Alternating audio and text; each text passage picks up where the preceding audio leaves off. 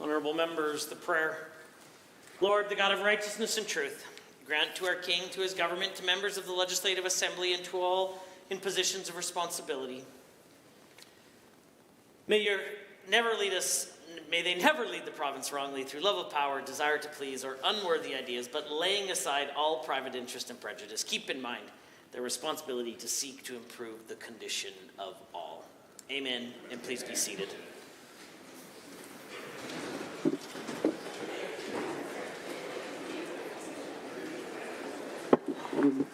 Introduction of visitors. Introduction of guests. Honorable members, joining us in the Speaker's Gallery this afternoon is the Assembly's official mascot and the Alberta's official mammal, the Rocky Mountain Bighorn sheep, aptly named Rocky the Ram.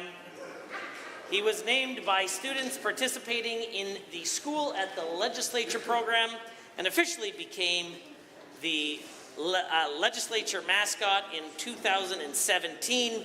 Rocky has been a fixture at many Family Day, Canada Day, and other family-friendly events. Rocky loves to help connect people to our Parliament. He can often be found engaging visitors, posting for pictures, helping introduce people to public tours, educational resources, and interactive and engaging spaces at the Legislative Assembly Visitor Centre. A few interesting factoids about bighorn sheep, including bighorn sheep are gregarious animals forming herds of around 100 individuals, although they usually organize themselves into smaller groups of 8 to 10. They're best known for their affinity of settling disagreements by butting heads. It's no wonder that Rocky feels so at home here. I ask that you please rise and receive the warm welcome of the Assembly.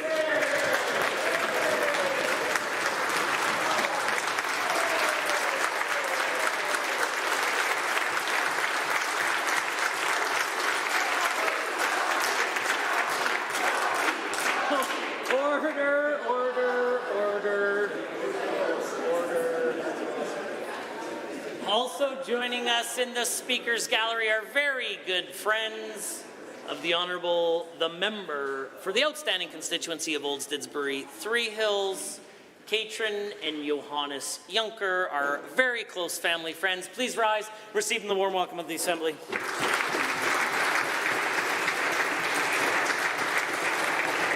The Honourable Member for Edmonton Glenora has a school to introduce. It's my honour to introduce the students from Constable Dan Woodall School. They're in grade 6. They're with their teacher Craig Schmidt, and I hear that they are smart, funny, talented, and incredibly hardworking from the MLA for Edmonton Southwest on his behalf. Thank you so much for being here in the Legislature. Please rise and receive this warm welcome.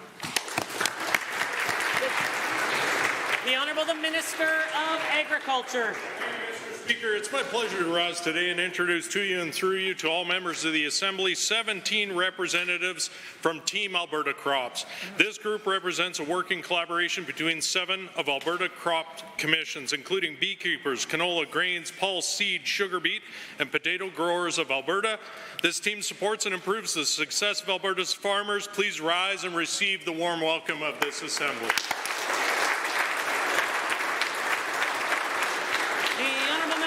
For West Yellowhead. I'd like to introduce to you and through you to all the members of the Assembly half the delegation of the Alberta Chambers of Commerce, including Shauna Feth, Dana Severson, Jason Leslie, River McDonald, Robin Bobasil, Patty Pavlov, Nicole Krill, Marcy Mazarenko, and Don Lemaistre. Please rise and receive the traditional warm welcome of the Assembly. The Honourable Member for Calgary-Falconridge has an introduction. Mr. Speaker, I rise to introduce to you and through you to all members of the Assembly, Naheed Nenshi, 3-time Mayor of Calgary and more importantly, my constituent. He is renowned for his public service, gaining numerous accolades such as the World Mayor Prize in 2014, and now he is running to be the leader of Alberta's official opposition. I ask that Mr. Nenshi to please rise and receive the traditional and warm welcome of the Assembly.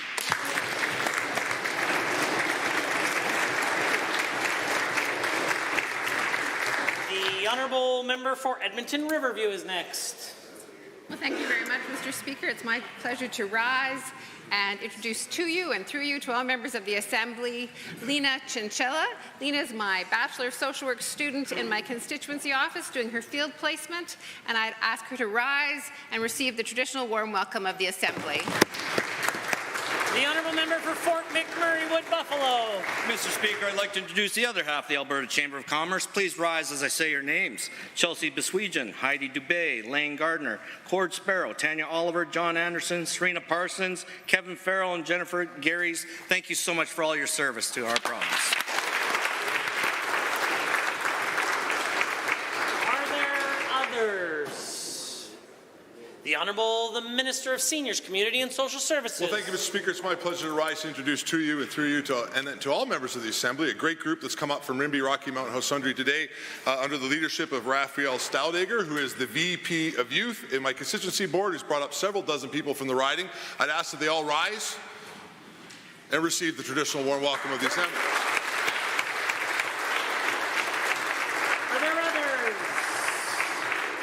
Seeing none, the clerk. Ministerial statements. Member statements. The honourable member for Drayton Valley, Devon. Thank you, Mr. Speaker. Alberta's electricity future is looking bright.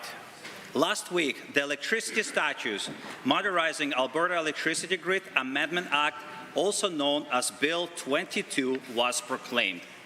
This will lower Albertans' utility bills and make our grid more reliable by limiting the need to build new transmission and distribution infrastructure, and enabling Alberta businesses to build more energy storage and self-supply with ability to export. Under the NDP, the balancing pool lost $1.3 billion. Our government is standing up for Albertans by following through on our commitment to wind down the balancing pool. The NDP failed to address long-term issues in our electricity market and raise costs for Alberta ratepayers. Our government is putting Albertans first by setting a clear and responsible path forward for our electricity system. We took an agriculture-first approach to renewable power development and have ensured that municipalities are included in the process.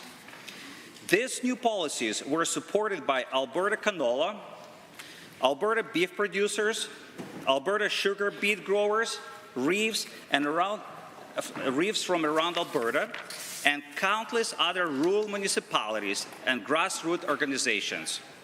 We are curbing the impact of economic withholding on Alberta's utility bills, and we are making sure that Albertans can access the power they need when they actually need it. Thank you, Mr. Speaker. The honourable member for Calgary, Glenmore. Mr. Speaker, it was amusing to witness the budget pomp and circumstance, but my job was to mute the noise and focus on what story the numbers tell us. The budget missed the opportunities to signal investments in a low-carbon future. We are in a race to attract low-carbon investments. Capital is flowing in places where there is policy certainty and where jurisdictions signal that they understand we live in a climate-conscious future. The budget shows $12.5 billion in revenue from bitumen royalty. This is impressive, and it also highlights Alberta's revenue diversity problem. The budget lacked financial measures that are almost at no cost to taxpayers, such as carbon contracts for difference, to show investment certainty in emerging technologies and to help us diversify our revenue. Monsieur le Président, la transition énergétique est en marche. L'urgence donc consiste à construire le système énergétique de demain, tout en continuant à fournir l'énergie dont le monde a besoin aujourd'hui. Pour contenir le réchauffement climatique bien en dessous du degré, il faut baisser drastiquement nos émissions. On a besoin d'un futur qui soit sain, vert et équitable. Il faut investir dans l'énergie renouvelable. C'est une option pratique et abordable pour l'Alberta. Par contre, le gouvernement OCP a décidé de mettre un moratoire sur l'énergie renouvelable. Ce budget est une occasion ratée pour un futur durable. Il faut créer une économie florissante avec de faibles émissions de carbone et un avenir énergétique propre. Chaque pas compte sur le schéma de la transition énergétique. Merci et bon mois de la francophonie. The honourable member for Calgary Lougheed is next. Thank you, Mr. Speaker. Last week, I was fortunate to be back home and spend time with small business owners in my constituency. Many stories were not only compelling, but heartbreaking. Enormous financial debt, feelings of failure, and no longer having a voice. Today, I'm grateful to be a voice for hardworking families and small business owners. On behalf of myself and our government, we will not let history repeat itself. We're still seeing the terrible effects of the COVID response, including a mental health epidemic, learning gaps, inflation, and continued financial troubles for small businesses. A recent Restaurants Canada report said more than 50% of food service businesses are either losing money or barely breaking even. The forced closure of small businesses has left a massive hole in society. While members opposite advocated for door-to-door vaccinations, hardworking Albertans were struggling to keep their businesses afloat. I know too well how daunting it is for affected small business owners to deal with costs, debts, and big banks. 4 years ago today was the last operating day of my business. To this day, the Bank of Montreal refuses to meet me in person, look me in the eye, to discuss the debt I owe for expanding my business in 2020. Most of the world has moved on. How can Albertans move on when small businesses have been left with an unfair percentage of this burden? Recently, I met a restaurant owner who has incurred over $1 million in personal debt, which he refers to as the COVID tax, not to mention lost revenue in the millions. What happens when we turn around and there are no small businesses left? We become a bleak existence run by large corporations. As MLA for Calgary-Lougheed, I will continue to advocate for hardworking Albertans, for a diverse economy, vibrant communities, and a thriving province. Thank you. The honourable member for Calgary, Boular-McCall. Thank you, Mr. Speaker. Under the NDP, 244 schools were built or modernized. 244. It's a record that this side of the House is proud of. We are proud because we actually focused on building schools as opposed to putting up signs in empty fields or issuing press releases promising schools that weren't ready, like the previous Conservative governments. We did this, Mr. Speaker, because on this side of the House, we know that supporting students is one of the best investments that a government can make. And so that is why it is so disappointing to see this UCP government so undervalue Alberta students, especially those in Calgary. The Calgary Board of Education has added 13,000 new students over the past 2 years, enough to fill 22 elementary schools, but this budget only builds one new school in Calgary. Just one, for the largest school board in Western Canada, serving 125,000 students. Albertans deserve better. Students, parents, teachers deserve a government that will commit to investing in them, building them the schools they need so that students can get a world-class education. They are not getting that from the UCP, who have been laser-focused on meddling with Albertans' retirements, hiking their friends' salaries, getting bigger and more expensive gifts for themselves and more. It is disappointing, Mr. Speaker. But Albertans see that this government is not interested in keeping their promises to build schools or supporting Alberta families otherwise. But let me assure these families that I'm joined by 13 other fantastic MLAs from Calgary who will not stop standing up for the students and teachers who deserve so much more. Thank you, Mr. Speaker. The honourable member for Bonnyville-Cold Lake. Thank you, Mr. Speaker. Parents have always been the primary caregivers of their children. Full stop. Even the United Nations say they recognize that parents are the responsibility and for the upgrading of our children, Mr. Speaker. I couldn't agree more with that statement. I also couldn't disagree more with the NDP's desire to drive a wedge between parents and their children, as it's related to healthcare and education decisions that are made in their day-to-day lives. Our UCP government values strong families and the essential roles that they play in our society. I support this as a parent of two young daughters, Amelia and Charlotte. And I couldn't be more proud of them in all that they do today. Parents should be involved in the upbringing and education of our children. I can't believe that there are some who see this to be a controversial problem within society right now.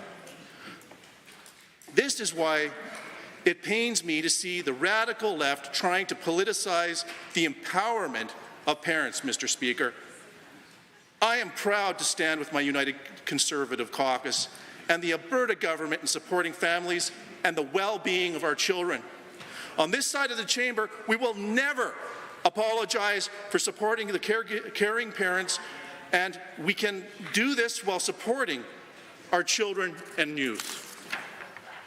This is a crucial and just path, Mr. Speaker. I am proud to be on it. I know my colleagues are proud to be on it. And to the parents and families out in Alberta, we stand with you and won't let you down. Thank you, Mr. Speaker.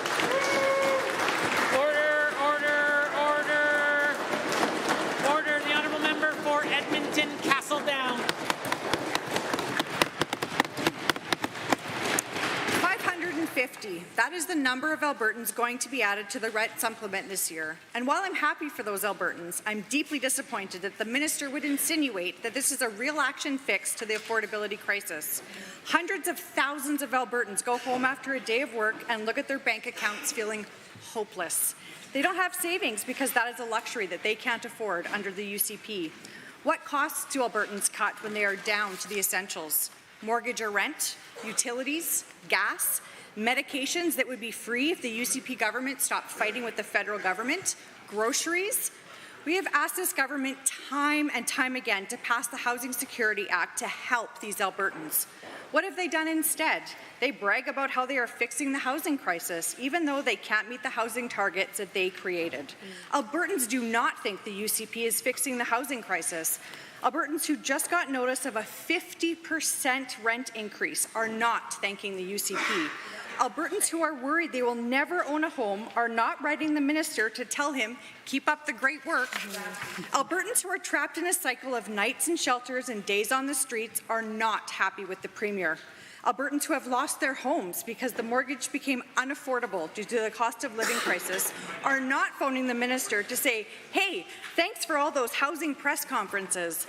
I know this because they tell me and my colleagues every day how scared and tired they are.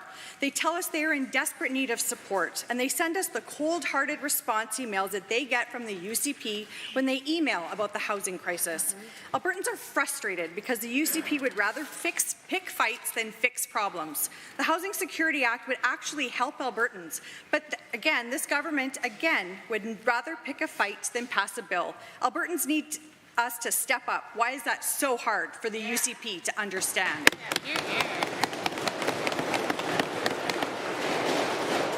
Presenting reports by standing and special committees. Presenting petitions. Notices of motions. Introduction of bills. The Honourable the Deputy Premier. Thank you very much, Mr. Speaker. I rise here today to introduce Bill 11, the Public Safety Statutes Amendment Act 2024. This legislation is about two things: protecting the safety of Albertans and helping augment frontline policing. The new legislation, if passed, guarantees the offenders out on bail are held accountable with the use of electronic monitoring to track them. Second, it guarantees the creation of a new independent agency, police service. The new agency enabled this legislation would perform police-like functions done by the Alberta Sheriffs, continuing the work and augmenting the current policing model. Mr. Speaker, I hereby move first reading of the Public Safety Statutes Amendment Act 2024. The Honourable the Deputy Premier and the Minister of Public Safety and Emergency Services has moved first reading of Bill 11, Public Safety Statutes Amendment Act 2024. All those in favour of the motion for first reading, please say aye. Aye. Any opposed, please say no. In my opinion, the ayes have it. That motion is carried and so ordered. Bill 11, Public Safety Statutes Amendment Act 2024 is now read a first time. Honourable members, the time is now 1:50, and that brings us to oral question period. And the Leader of His Majesty's Loyal Opposition has question 1.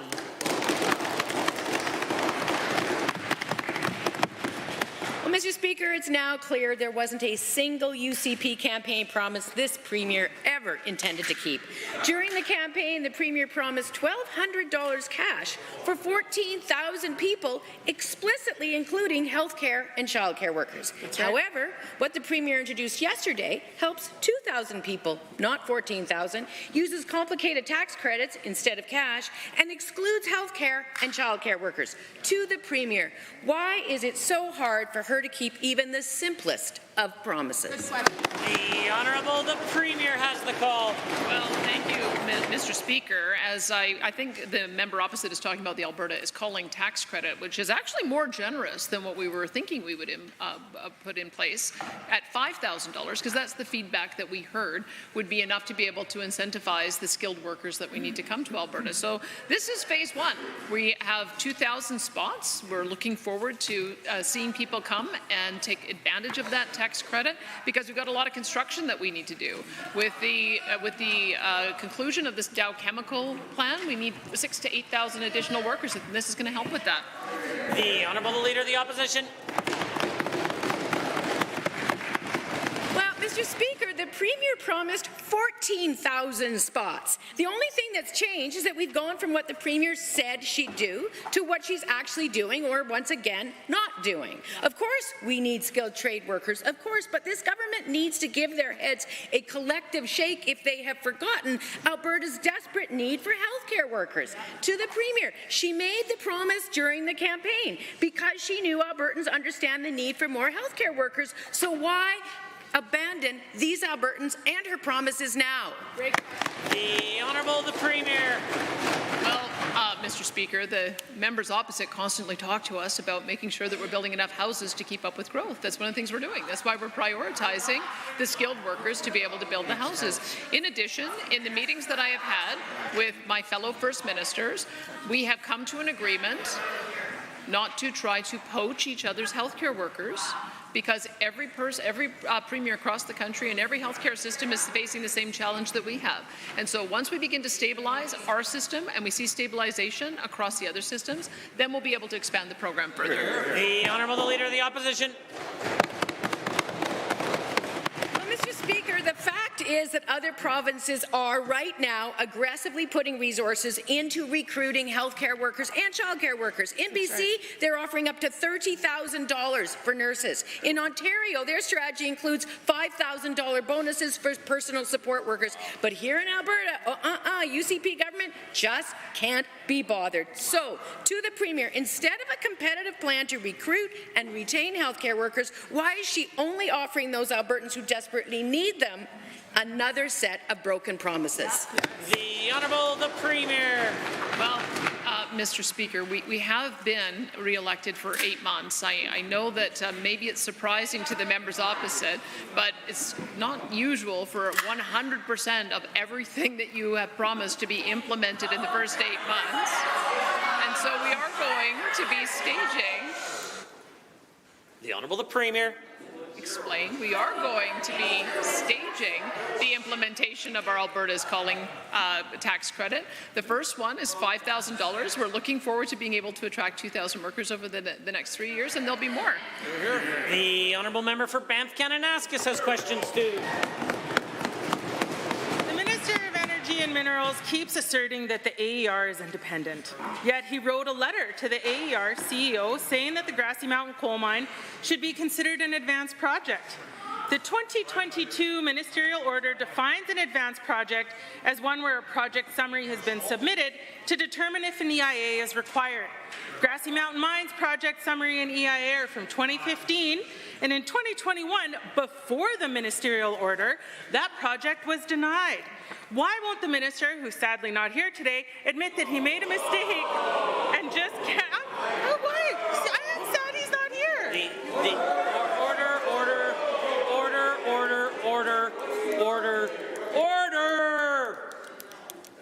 Holy.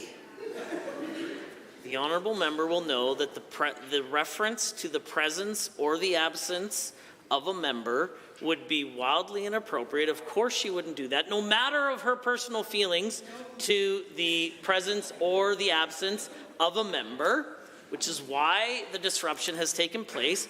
If you want to briefly conclude your question, I'm sure someone will be happy to address it. My apologies, Mr. Speaker. Why won't the minister admit that he made a mistake and just cancel this mine so we can move on? The Honourable the Minister of Forestry and Parks. Thank you very much, Mr. Speaker. Thanks for the question. So one thing that the NDP hasn't quite grasped yet is there's no coal mine application on the table for Grassy Mountain. There is an application to drill a number of exploratory holes at that site. The application is before the AER and has not been approved, as the opposition suggests. The AER will hold a public hearing on the drilling application where Albertans will be consulted. Mr. Speaker, the NDP need to get their facts straight. They need to quit trying to mislead Albertans and get the facts straight. There's no application other than for the drilling, and that isn't the Honourable Member for Banff-Kananaskis. Okay. Well, the minister has met with the owner of Northback Mines repeatedly over the last 8 months, and shortly after their most recent meeting on February 8th, the minister directed the AER to advance the exploration proposal to public hearing. An investigation found that foreign coal mining companies knew about the UCP plans to rescind the coal policy before Albertans did. And the former Minister of Environment suggested water allocations for the Old Man be redirected from irrigation to coal. How can the minister possibly assure Albertans that he has their best interests in mind and not those of a foreign-owned coal company? Yes. The Honourable Minister of Forestry and Parks. Thanks very much, Mr. Speaker. Yes, again, the opposition has got the facts all mixed up again. This site is considered an advanced project by AER. Advanced coal projects are allowed to make applications under the ministerial order. Now, I get a kick out of the NDP. They want us to interfere in some places and not interfere in other places. That sounds like, I don't know, maybe that's saying they want to inhale and exhale at the same time. I guess that's what they're trying to do. But Mr. Speaker, we're committed to not interfere with this process. This process is already in place. It's the same process that was in place when the NDP were in power. The Honourable Member for Banff-Kananaskis. Not sure how many times we have to go over it. The mine was rejected. Anyways, Alberta is in a multi-year drought, and even if the exploration proposal isn't drawing new water, a new mine surely will. Research shows that even old mines continue to pollute waterways in the Crow's Nest Pass with selenium. Water license holders are being asked to create sharing agreements, and every Albertan is being asked to reduce water consumption. Our government is apparently committed to drought response, as reflected in the budget.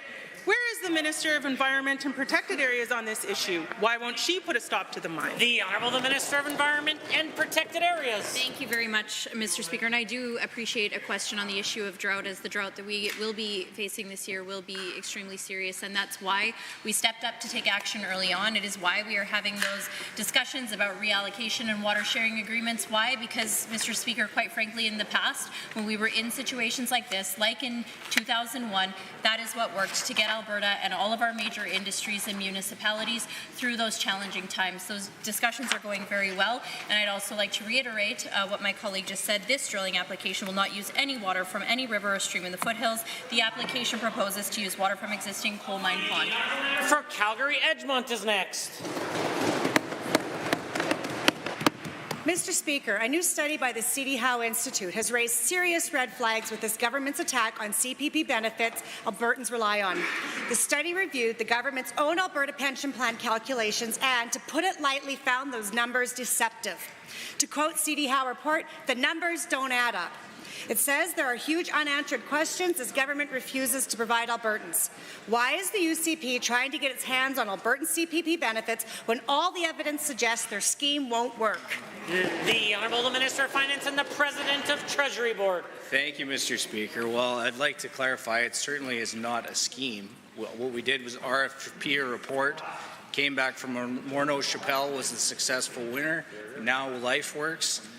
We've released that report. The report digs into, with their interpretation of the federal legislation, what Alberta's asset withdrawal number would be. As the House is aware, since then the chief actuary is involved. They've involved 3 other actuarial firms to look at the analysis of the federal legislation. We expect a number in the fall. The Honourable Member for Calgary, Edgemont. The C.D. Howe report says there are big problems with the UCP's pension rip-off scheme around portability. Right now, when a worker leaves one job and takes another, their CPP benefits are theirs because they earned them. No one knows what will happen to the benefits if someone moves from here from another province because the numbers don't add up. And no one knows what will happen if a worker is employed somewhere else and comes back to Alberta. So with all these unanswered questions, why would the UCP rip Albertans out of the CPP? The Honourable Minister of Finance, the President of Treasury Board. Well, Mr. Speaker, I think it's clear there's an active, ongoing example of how it would work. It's called Quebec. They do this, and they have since inception. Labor mobility happens all across the country. People work in Quebec, and then they work in other provinces, and the benefits that belong to those people follow them. The same would happen here in Alberta. Like I said, we're waiting for more information. We want to see the actuary's opinion, not only on the interpretation of the legislation, but also on the withdrawal number. $5 billion is what the LifeWorks report said it has the potential to impact Alberta. The Honourable Member for Calgary, Edgemont. Albertans don't want the UCP gambling with their pensions. They want a pension that travels with them from employer to employer, and even if they step outside of Alberta just to work for one single day, they don't want to juggle multiple pensions. And they deserve a well-managed CPP, not one that C.D. Howe Institute says would be unstable if the UCP gets its hands on the fund investment to gamble with their own pet projects. Why can't the UCP listen to Albertans and get their hands off our CPP? The Honourable Minister of Finance. Yeah, Mr. Speaker, like I've said, like we've communicated to Albertans, we've paused engagement because we're waiting on this number. We heard from Albertans they wanted more clarity. They wanted to know if the asset withdrawal number as depicted in the LifeWorks report was real. I'm very pleased the federal government has engaged with the chief actuary, and it feels like we're moving ahead to a place where we'll get their number in the fall. All anyone has ever wanted is clarity around this idea. This idea has been bounced around for a long time. Potential to have $5 billion.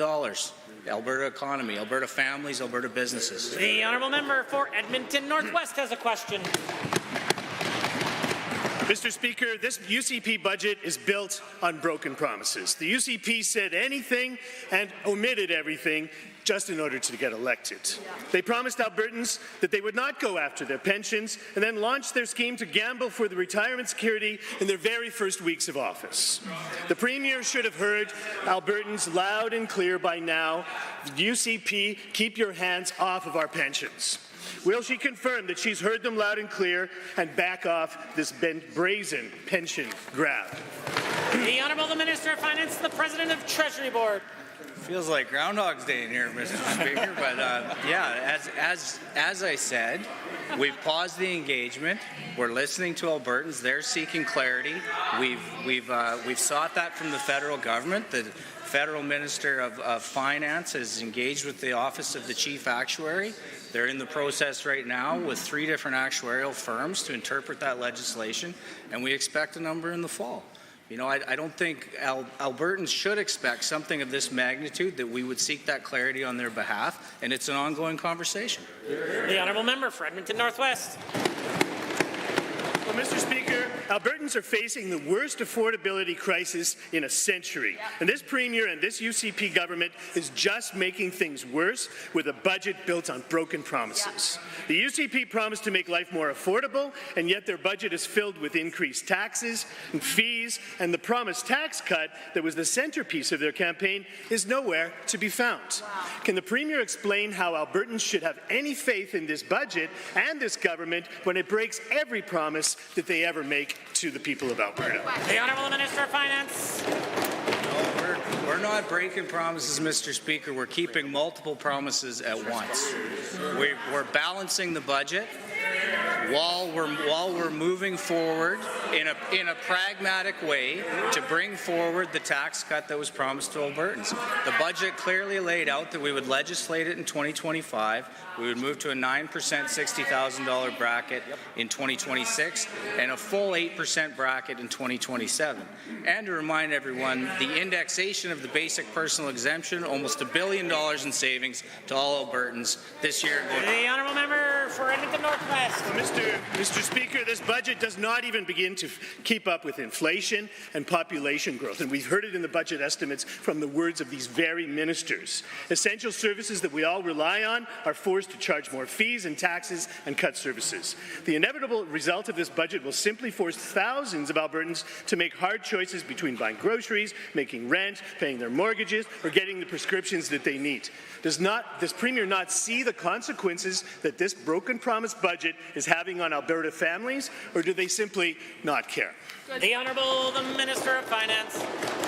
Got it all wrong, Mr. Speaker. We care so much, we're going to do the right thing. Just like every other Albertan managing their own finances, we're investing for the future while we're managing our debt, while we're prioritizing the dollars that we have into the areas of the most need. If you looked at the budget, probably something that stands out to you is the highest percent increases being in health and education, an overall operating expense of 3.9%, but 4.4% in both health and education, a capital plan that has increased by $2 billion that is dominated by schools in this year, 43 new schools to a capital plan. The Honourable Member for Calgary Varsity has a question.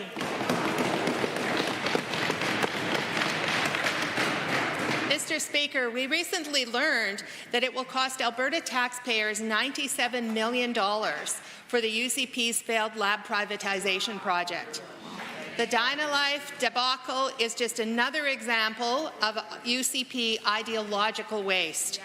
That cost is in addition to the $23 million spent on starting the super lab and over $12 million this government wasted to return the site to an empty field. Can the minister be honest and tell us if $132 million is the final total of wasted tax dollars? The Honourable the Minister of Health has risen. Mr. Speaker, the member opposite should know that DynaLife had a successful service provided to Albertans in Edmonton and North for decades, Mr. Speaker.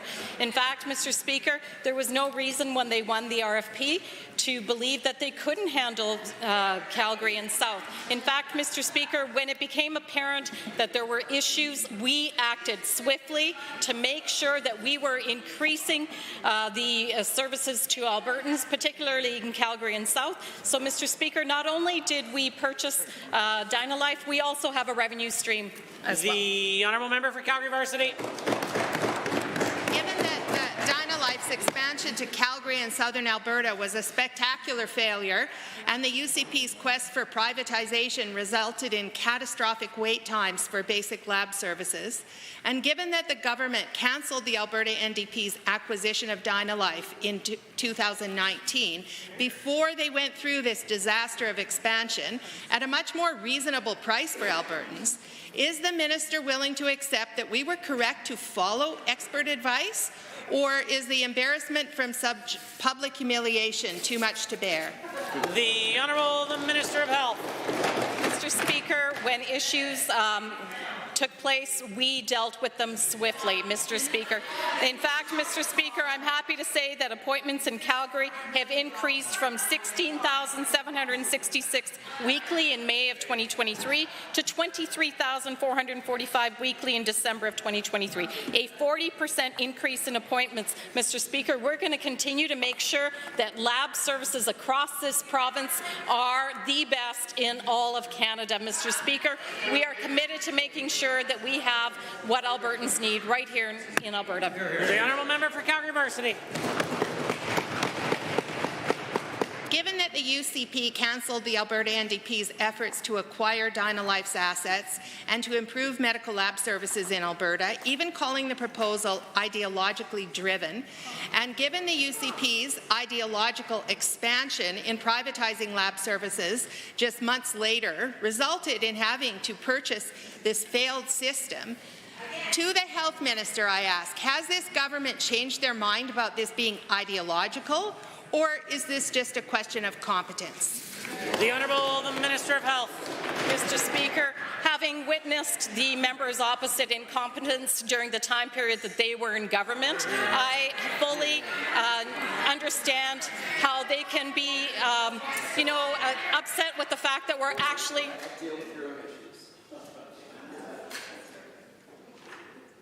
The Honourable the Minister of Health.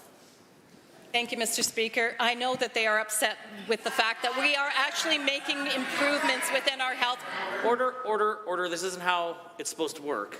I stand up, there's silence, and then it's permission to everyone yell at the same time again. The Honourable the Minister of Health is the only one with the call. Thank you, Mr. Speaker. They're upset that we're actually, Mr. Speaker, improving services for Albertans right across Alberta, not only in lab services, but also in surgery wait times, also in ER and EMS. I could go on and on, Mr. Speaker. We are going to make sure. The Honourable Member for Lesser Slave Lake.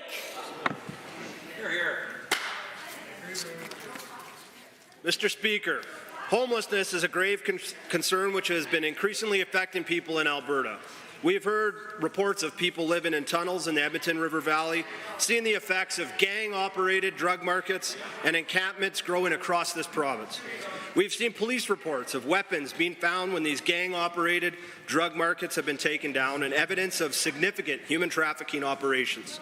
To the Minister of Seniors, Community and Social Services, how are you supporting individuals as they're displaced from these dangerous encampments? Thank you. The Honourable the Minister of Seniors, Community and Social Services. School of Edmonton and the Edmonton Police Service that they wanted to see help when it came to this important issue of encampments, Mr. Speaker. And unlike the NDP, we did not want to continue to force homeless people to live in tents, being abused by drug dealers and others inside these dangerous encampments, Mr. Speaker, which is why we brought forward our navigation centre, Mr. Speaker. Over the last 60 days, it has given over 2,000 different services to people that are facing homelessness, bringing them into housing, emergency supports, health care, addiction supports, Mr. Speaker. That is a stark contrast with the NDP, who continue to want to make them live in caves in the River Valley.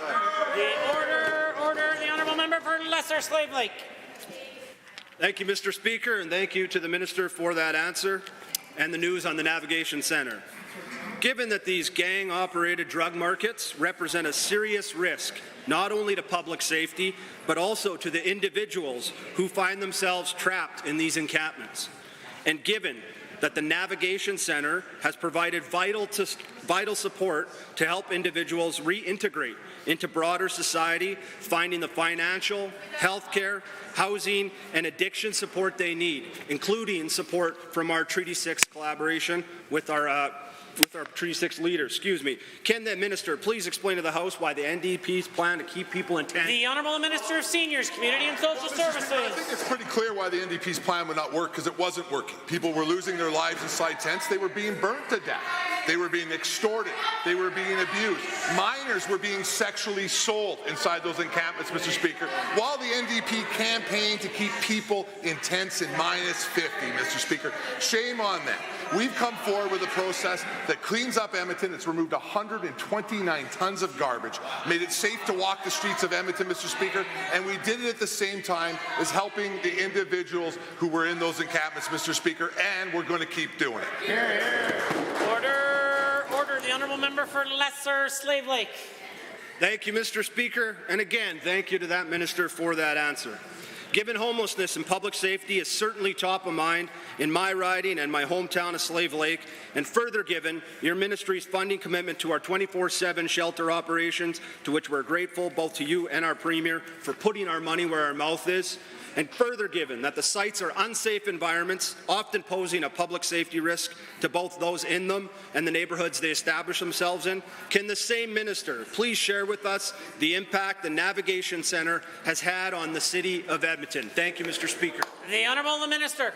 Mr. Speaker, almost every encampment has been torn down in the City of Edmonton, and they will continue to be torn down if they're brought up, making the city safer and allowing Edmontonians to live their life. At the same time as using the navigation and shelter systems and recovery programs that we have in this province, it's providing real solutions to these individuals, Mr. Speaker. Over the last 2 months inside the Navigation Centre, almost 600 individuals have went through it, received 2,000 different services, Mr. Speaker, including housing, Mr. Speaker, and we're going to continue to do that, Mr. Speaker, unlike the NDP who want to force them to live inside tents. The honourable member for Edmonton Meadows.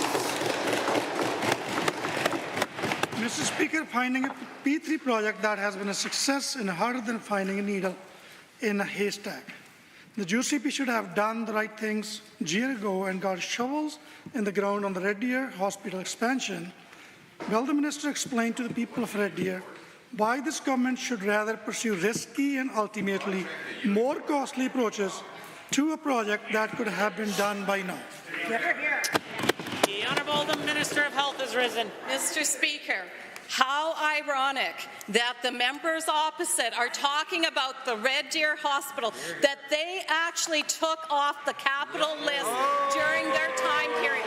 Mr. Speaker, the people of Red Deer, which I gladly represent, and one of the reasons I'm here today is because of the Red Deer Hospital and the fact that the members opposite took it off the list, delayed it unnecessarily. We have not had the services in Red Deer that we deserve, and we are going to get it now. The order, the honourable member for Edmonton Meadows.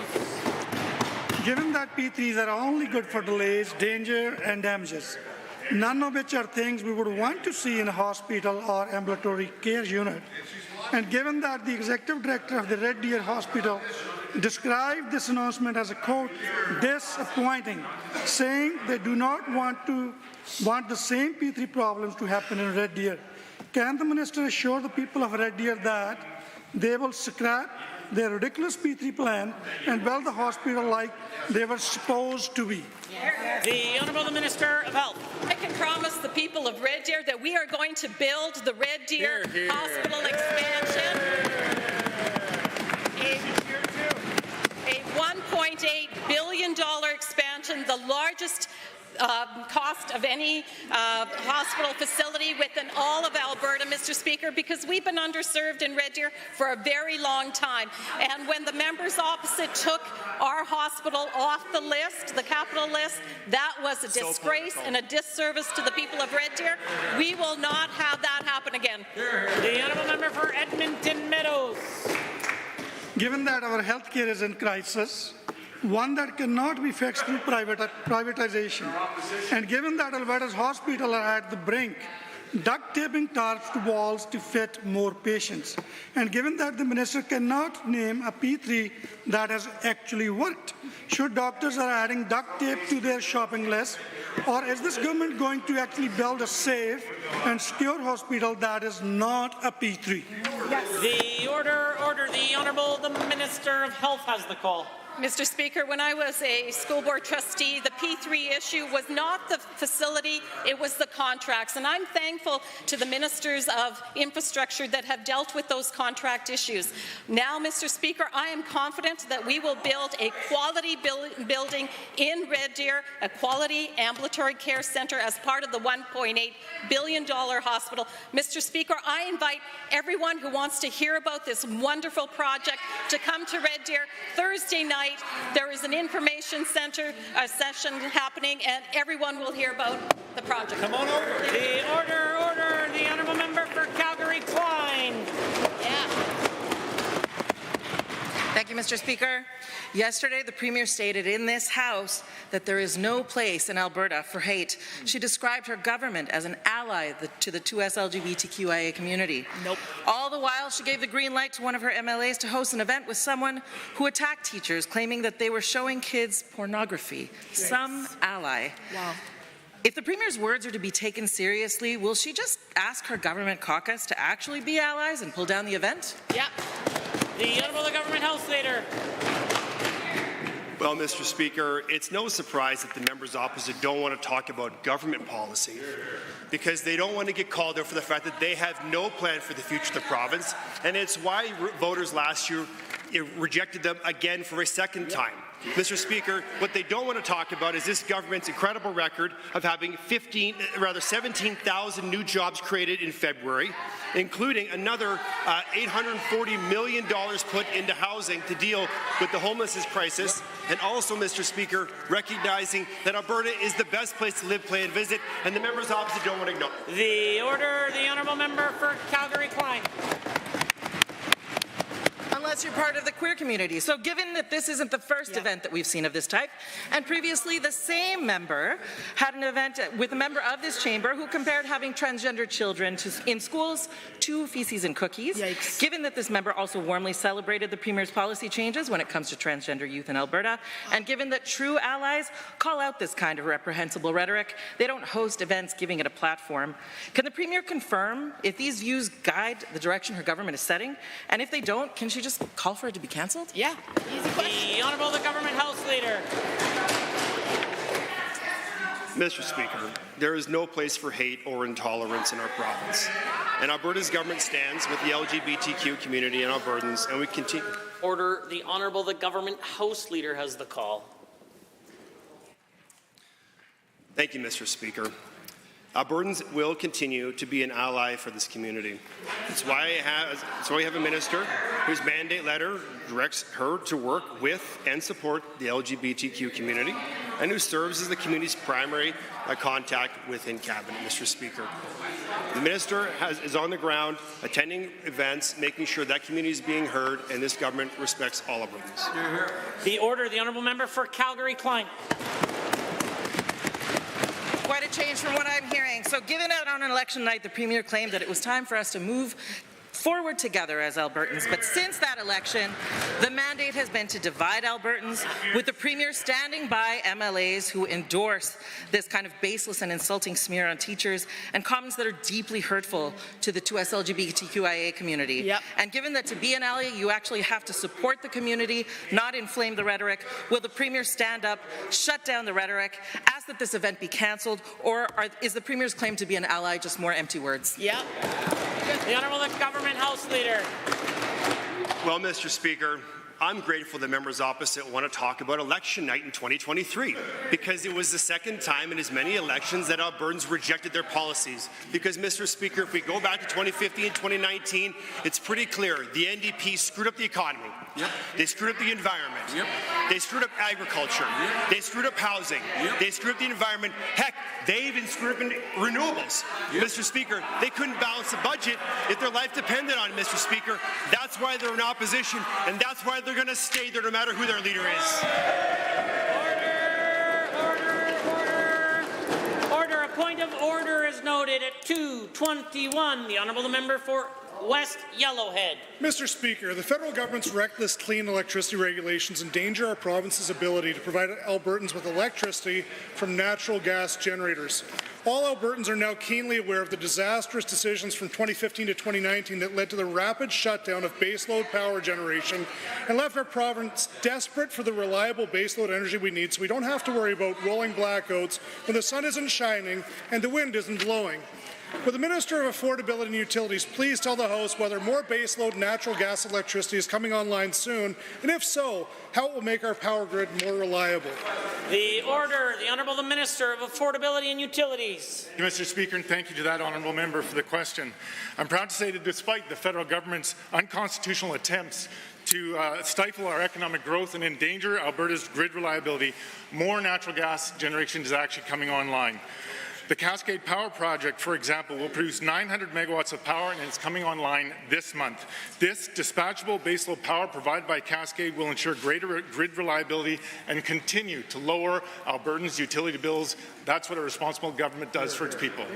The Honourable Member for West Yellowhead. Thank you, Mr. Speaker, and thank you to the Minister for his answer. Given that bringing new generation online increases the supply of electricity, and given that increasing the supply of electricity should reduce the cost of electricity, and given this government's commitment to ensuring life becomes more affordable for Albertans, I ask the same minister to please tell the Assembly what this government is doing to lower the cost of Albertans' utility bills. Good question. The Honourable Minister of Affordability and Utilities. Thank you, Mr. Speaker, and thank you to the member for another great question. Unlike the NDP, who saddle Alberta taxpayers with the carbon tax and millions of dollars of coal phase-out settlements, our government is committed to ensuring electricity is reliable and affordable. We introduced new regulations that protect Albertans from the impacts of economic withholding, and we have also proclaimed legislation that will enable energy storage and promote self-supply and export. Our government is modernizing Alberta's electricity system and lowering Albertans' utility bills. That's what we do every day. The Honourable Member. Thank you, Mr. Speaker, and thanks again to the Minister for his answer and for his dedication in fixing this electricity system. Given that the majority of transmission and distribution infrastructure is actually located in rural Alberta, and given that there are less ratepayers in rural Alberta to pay for this infrastructure, and further given that for the last 18 years there has been no incentive for generators to build power close to where it is needed, does the Minister have any plans to alleviate the impact of high transmission and distribution costs specifically on rural Albertans? The Honourable Minister. Thank you, Mr. Speaker, and thank you again to that member for his work for his constituency. Unlike the members opposite, our government truly understands the issues rural Albertans face.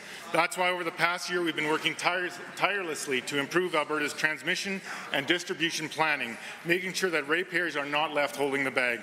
Our new regulations enable energy storage, helping to provide non-wire solutions, and this is just the start of our work to ensure that Alberta's grid is reliable, affordable, and sustainable for generations to come. The Honourable Member for Edmonton Riverview is next.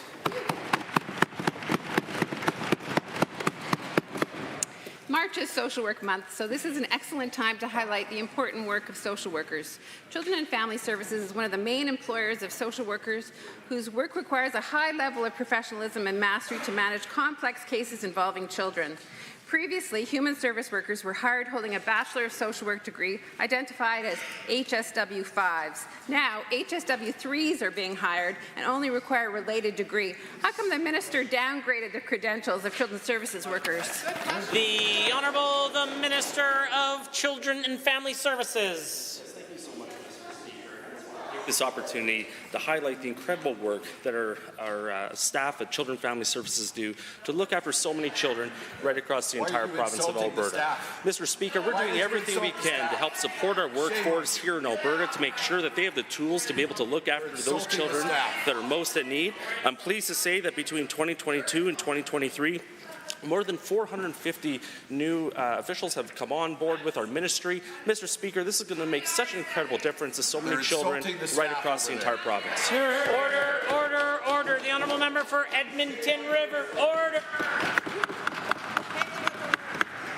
And given that the minister said they were struggling to recruit registered social workers in the 2023 estimates, and given that the UCP government created academic seats when nurses were needed, and given that additional academic seats were also created when doctors and early childhood educators were needed, why hasn't the UCP created more academic seats for social workers so that vulnerable children have regulated professionals caring for them? The Honourable the Minister of Children, Community and Social Services. Thank you so much, Mr. Speaker. Thank you to the member for the question. As I stated, our officials at CFS do such an incredible job looking after children. We have an aggressive hiring policy when it comes to looking for qualified workers because, Mr. Speaker, we realize these staff do an incredible job after looking after our children that really need all the help that they can get. So I look forward to working with the Minister of Advanced Education to look for ways that we can fast-track additional social workers here into the ministry, and they just do incredible work, and I'm proud to support them. Thanks for order, order. The Honourable Member for Edmonton Riverview. Given that when HSW3s are hired, they do not need to be registered professionals, and given children's services work involves extremely vulnerable families and should have regulated professionals employed to carry out the significant responsibilities in keeping children safe. And given that last year, 49 children died who were receiving government support, the deadliest year on record, why is the minister putting vulnerable children at further risk by employing unregulated professionals? The Honourable the Minister of Children, Family Services. Thank you so much, Mr. Speaker, and thank you to the member for the question. Mr. Speaker, the death of any child is a horrible event, and my family grieves alongside any of the families affected by any of the children that died while in care. And that's why in this budget that we propose in 2024, we have increases to our child intervention budget. This will help support our workers, support our incredible workforce, so they can continue to do the incredible work that they do to keep our children safe. Mr. Speaker, every child deserves to be protected and supported, and we have an incredible staff at Children and Family Services that is doing the job. Thanks. The Honourable Member for Livingston-McLeod has a question. Thank you, Mr. Speaker. Alberta's healthcare is experiencing increased wait times for surgery and critical physician shortages across the province. This is especially true in rural Alberta, such as in my beautiful constituency of Livingston-McLeod. Can the Minister of Health please share with the Assembly what actions are being taken to increase the quantity of family physicians practicing in rural areas, and how are we improving the quality of healthcare for rural Albertans? Good question. The Honourable the Minister of Health. Thank you, Mr. Speaker, and to the member for the question. Through our plans of increasing the number of seats in nursing and medical programs and forming regional training hubs, both in Lethbridge and in Grand Prairie, we are providing more opportunities for students to train outside the metropolitan regions. So this initiative will add more than 100 additional Alberta-trained physicians to be ready to practice annually. We remain committed to finding different ways to better serve rural communities and ensure that Albertans get the care they need when and where they need it. Mr. Speaker, we're very committed to this. The Honourable Member for Livingston-McLeod. Thank you, Mr. Speaker, and through you to the Minister for that answer. Given that rural Albertans significantly contribute to our province's energy and agricultural sector, and that their health and well-being are essential, And given that our government is committed to ensuring that all Albertans in all corners of this province have access to high-quality health care where and when they need it, can the same minister please tell the House what steps are being taken to attract and retain physicians and nurse practitioners in those areas? The Honourable Minister of Health. I'm very happy to do so, Mr. Speaker. A key priority for our government is to address challenges in attracting, training and retaining health professionals in areas of need. Through the Health Workforce Strategy, we are allocating $158 million to support multiple strategies to recruit and retain healthcare workers. And as part of our MAPS initiative, $57 million is being allocated over 3 years to provide family doctors and nurse practitioners with additional support to help manage costs to the increasing number of patients that they see. Mr. Speaker, we need to do more, and we are doing more. The Honourable Member. Thank you, Mr. Speaker, and through you to the Minister. Given that Alberta is refocusing the healthcare system to one that equally supports Albertans and physicians, and given that our government is working with the Alberta Medical Association to establish a new payment model that better reflects a physician's time and experience, can the same minister please explain how the new payment model may differ from what is currently in use? Speaker, our government is working with the Alberta Medical Association to establish a new payment structure that is better able to support comprehensive primary care. This is in addition to the $257 million previously announced to immediately support family physicians, which is also in addition to the increases that were recently negotiated with the new contract for physicians with the AMA. So by supporting a new payment model, Mr. Speaker, physicians will be better compensated for their expertise, and it will also ensure that comprehensive patient care will remain a top priority. The Honourable Member for Calgary-Buffalo. Arts are an incredibly important facet of life we all turn to in some way, whether for work, entertainment, or simply joy. However, the UCP have continuously, over the last several years, slashed arts funding. The funding provided for the Alberta Foundation for Arts in this year's budget does not make up for all previous 5 years of cuts and is nowhere near what is needed to sustain artists and barely meets the needs of artists after they finish paying for everything else. Can the minister explain why the funding for the arts suffered so dramatically under the previous UCP government?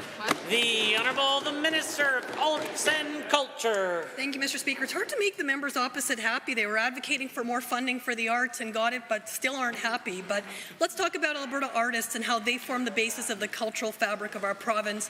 They enhance quality of life, create jobs, and share our unique culture and history, and our lives are richer for their work. Budget 2024, if passed, will increase funding to support the arts to $33.1 million, including a $4.5 million increase to the Alberta Foundation for the Arts. This is in part of a 3-year project to bring Alberta's funding to $40 million, in line with other provinces. The Honourable Member for Calgary-Buffalo. $5 million in our 3rd year through a recession. Given that in a recent trip to meet with artists and cultural institutional stakeholders from Lethbridge and Southern Alberta, numerous calls for additional supports for the arts and arts venues were expressed repeatedly from those in attendance at roundtables and gatherings. And given that these stakeholders have expressed a need for a new arts centre in Lethbridge, can the minister acknowledge if she has heard those same concerns and share what plans she might have to address them? The Honourable the Minister of Arts, Culture and the Status of Women. Thank you to the member for that question. I too have had numerous roundtables and met with dozens, if not hundreds, of artists, both via large roundtables and individual meetings. Budget 2024, if passed, makes significant commitments to the arts for all Albertans. Yes, this budget delivers new cultural capital projects in Calgary and Edmonton, and they are for the entire province. Also, I've directed the Alberta Foundation of the Arts to ensure they promote Alberta artists from all corners of our province, including in rural areas, which will allow more projects and more artists from places big and small for Albertans old and young, from High Level to Medicine Hat and everywhere in between. The Honourable Member order. The Honourable Member for Calgary-Buffalo.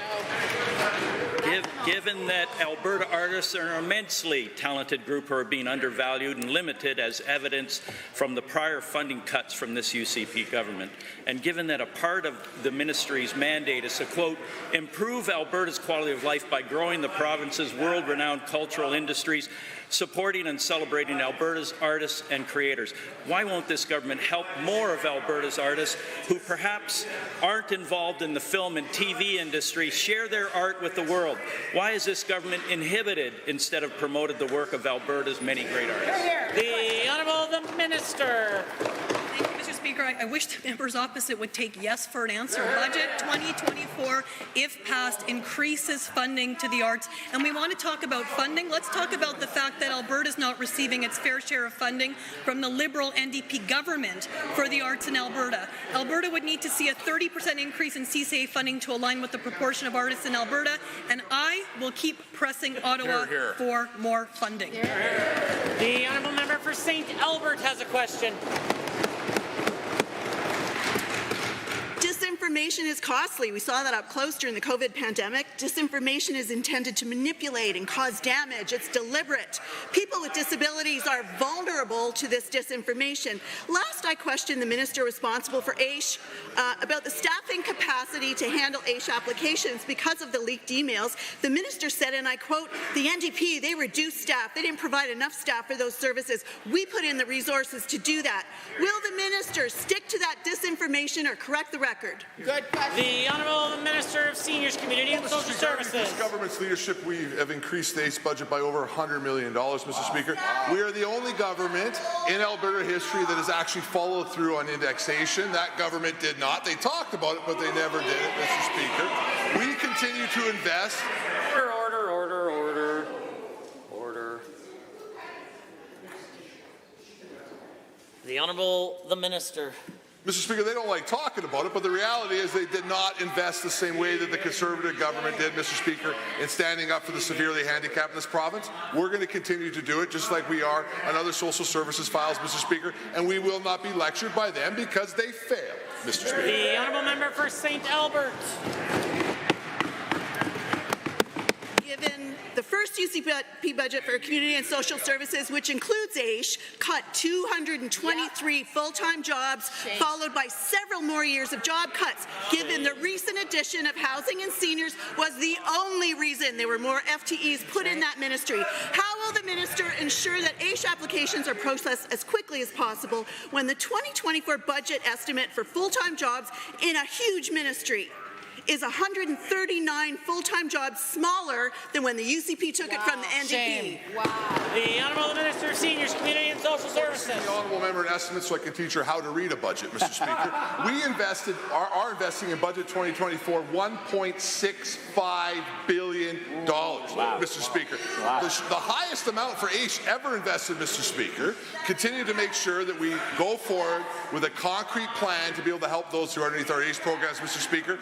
Underneath this Premier's leadership, I'm proud to report to the House through you, Mr. Speaker, we have the highest AISH payments in the country, Mr. Speaker. That's underneath the Conservative government, Mr. Speaker, and I'll apologize on behalf of the NDP that they never got it done. The order, the Honourable Member.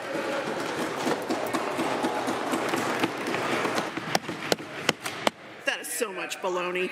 We understand the Minister of Seniors, Housing, Community and Social Services has grown since 2019 due to population growth, increasing complexity of need, and growing poverty. Given the leaked AISH email around changes to application processing was concerning. The new attrition project, which seems to be a focus on widespread file review instead of actual case management, indicates this government is focused on finding reasons to disqualify people instead of helping them. Will the minister please explain why the focus seems to have shifted away from the well-being of people? The Honourable the Minister of Seniors, Community and Social Services. I'm very sorry to the people of Alberta that the NDP continue to fearmonger on this issue. Mr. Speaker, $1.65 billion invested by Albertans, Mr. Speaker. That's going to continue. Order. The Honourable the Minister. I'm looking forward to teaching the Honourable Member again about the budget, Mr. Speaker, but I'll let $1.65 billion and the highest AISH payments anywhere in the country speak for themselves, Mr. Speaker. The Honourable the Member for Vermilion Lord Minister Wainwright. Thank you, Mr. Speaker. Business leaders in my constituency and across the province have historically relied on regional economic development alliances, also known as REDAs, that operate as independent, non-profit organizations to advocate for and support job growth. The Alberta government recently announced that there would be changes to the funding model to go from direct operational support to project-based funding. Can the Minister of Jobs, Economy and Trade please explain to the Chamber what this will mean exactly for these organizations? The Honourable Minister of Jobs, the Economy and Trade. Thank you, Mr. Speaker. As part of my mandate for Jobs, Economy and Trade, we've been tasked to collaborate with all economic development organizations across Alberta, including RETAs, on enhancing pathfinding services and other business attraction initiatives for investments under $50 million.